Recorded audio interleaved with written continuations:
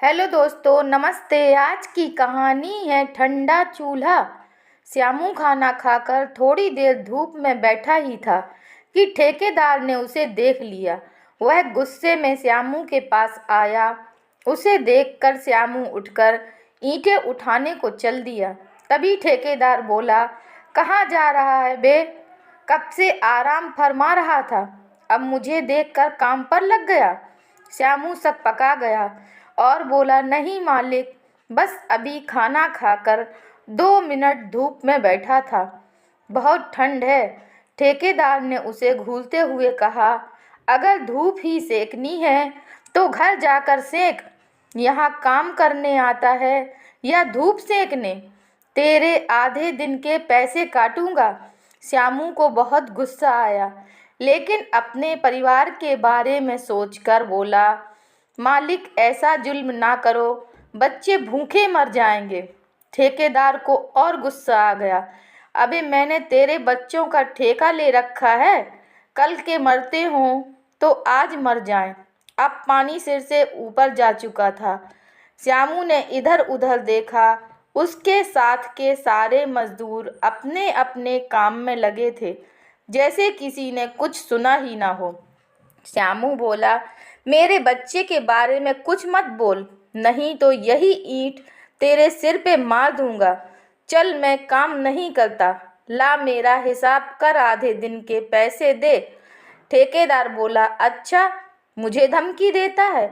जा भाग जा, नहीं देता पैसे। जो करना है कर लेना। श्यामू को अपनी गलती का एहसास हो गया। अगर पैसे नहीं मिले तो घर में चूल्हा कैसे जलेगा? श्यामू ने कहा, मुझे माफ़ कर दो, पर आधे दिन के पैसे तो दे दो। लेकिन ठेकेदार अपनी बात पर अड़ा था। श्यामू बहुत गिड़गिड़ाया, लेकिन ठेकेदार ने उसे एक पैसा भी नहीं दिया। वह थक हार कर वापस घर की ओर चल दिया। एक छोटी सी झोपड़ी में वह अपनी पत्नी रज्जो और बेटी के साथ रहता था। आज घर वह जब पहुंचा तो रज्जो ने पूछा, क्या हुआ? बहुत परेशान हो और इतनी जल्दी काम पर से कैसे आ गए? श्यामू ने कुछ नहीं कहा। वह बस इतना बोला, काम खत्म हो गया, कल से कहीं और काम देखना पड़ेगा। वह बाहर पड़ी टूटी सी खाट को धूप में खिसकाकर लेट गया। पास ही में उसकी बेटी खेल रही थी। जब उसका ध्यान अपने पिता पर गया तो वह उनके पास आई और बोली, बापू, तुमने कहा था कल बाजार चलेंगे, आज मैं भी आपके साथ चलूंगी। बेटी की बात सुनकर उसकी पत्नी भी बाहर निकल आई।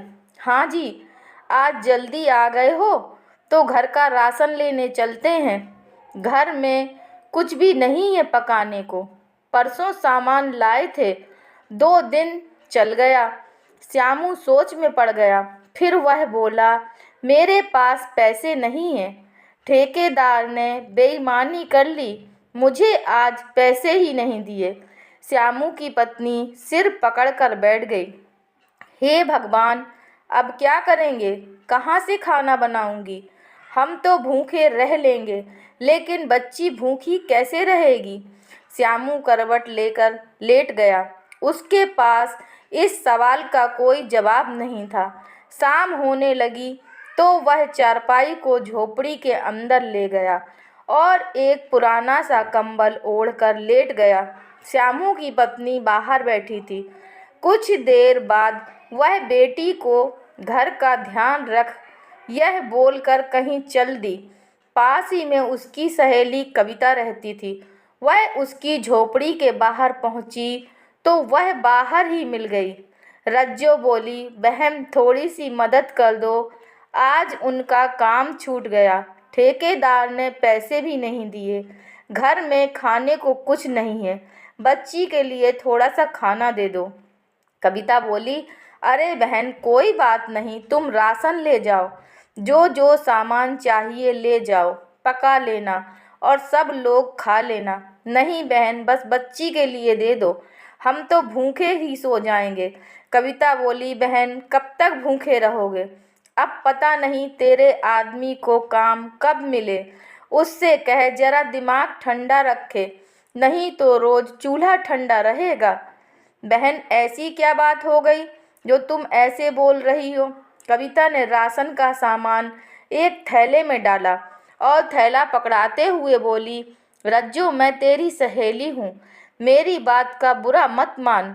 आज तेरे आदमी ने ठेकेदार से लड़ाई कर ली, उसे ईंट मारने की धमकी दी, तभी उसने उसे भगा दिया।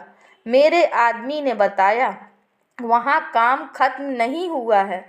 रज्जू वहीं बैठ गई। हे भगवान, अब क्या होगा? ये तो कह रहे थे काम खत्म हो गया। मैंने सोचा ठेकेदार सारे मजदूरों को कहीं और लगवा देगा। कविता बोली, बहन, हम गरीब लोग हैं, हमें तो सबकी सुननी पड़ती है। ठेकेदार मेरे आदमी को भी रोज गाली देता है, लेकिन सब सुनना पड़ता है। राशन लेकर रज्जो सीधे घर आ गई। आज उसे अपने पति पर बहुत गुस्सा आ रहा था। उसने खाना बनाया और श्यामू से कहा, चलो खाना खा लो। वह उठकर बैठ गया और बोला, राशन कहाँ से आया? तू तो कह रही थी घर में कुछ नहीं है। रज्जो का गुस्सा और तेज हो गया। वह बोली, भीख मांग कर लाई हूँ, तुम तो लोगों के ईंट मारो, मुझे तो अपनी बच्ची के लिए भीख मांगनी पड़ेगी। कविता से मांग कर लाई हूँ। श्यामू को भी गुस्सा आ गया। वह बोला, कोई मेरी बच्ची को मारने के लिए बोलेगा तो उसका सिर फाड़ दूंगा। रज्जो पूछने लगी कि क्या हो गया। श्यामू ने सारी बात बताई तो वह बोली, चलो छोड़ो, कल किसी दूसरे ठेकेदार के पास जाकर काम की बात कर लेना। आज का काम तो चल गया, लेकिन कल क्या होगा? श्यामू की आंखों से आंसू बह रहे थे। वह अपनी लाचारी और गरीबी पर बहुत शर्मिंदा था। रज्जो उसे समझा रही थी। श्यामू बोला, हम गांव में कितने सुखी थे, सूखी रोटी मिलती थी, लेकिन पूरे गांव में इज्जत थी। यहाँ शहर में बेइज्जती भी होती है, मेहनत भी ज़्यादा करनी पड़ती है और पैसे भी कम मिलते हैं, ऊपर से महंगाई। रज्जो बोली, मैं तो पहले ही कह रही थी, यहीं रहते हैं गांव में, आप ही को लग रहा था शहर में जाकर ज़्यादा पैसे कमा लेंगे। श्यामू चुपचाप खाना खाकर सो गया। बेटी ने भी खाना खा लिया था, लेकिन रज्जो के हलक से एक निवाला भी नहीं उतरा था। अगले दिन श्यामू ने काम ढूंढना शुरू किया, लेकिन कहीं भी काम नहीं मिला। वह शाम को घर आया तो देखा बेटी को तेज बुखार था। वह केमिस्ट से बुखार की गोली ले आया और बेटी के सिर पर पट्टी रखता रहा। जैसे तैसे रात गुजरी। भूख से दोनों बेहाल थे। बेटी का बुखार उतर गया था, लेकिन वह बहुत कमज़ोर थी। श्यामू सुबह उठकर उसी ठेकेदार के पास पहुंच गया और बोला, मालिक, मेरे से बहुत भूल हो गई, माफ़ कर दो, वापस काम पर रख लो। ठेकेदार बोला, नहीं भैया, कल तुझे गुस्सा आया और तूने ईंट मार दी तो मैं तो मर जाऊंगा। एक काम कर, मुनीम जी से अपने आधे दिन के पैसे ले जा और मेरा पीछा छोड़। श्यामू पैसे लेकर घर आया। पैसे रज्जो के दिए।